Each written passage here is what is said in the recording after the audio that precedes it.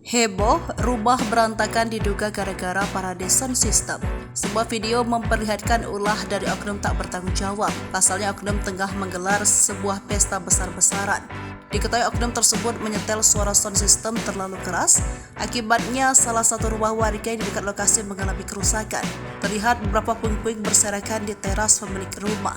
Dalam keterangan video tersebut menjelaskan pemilik rumah mengeluh dengan ulah oknum itu.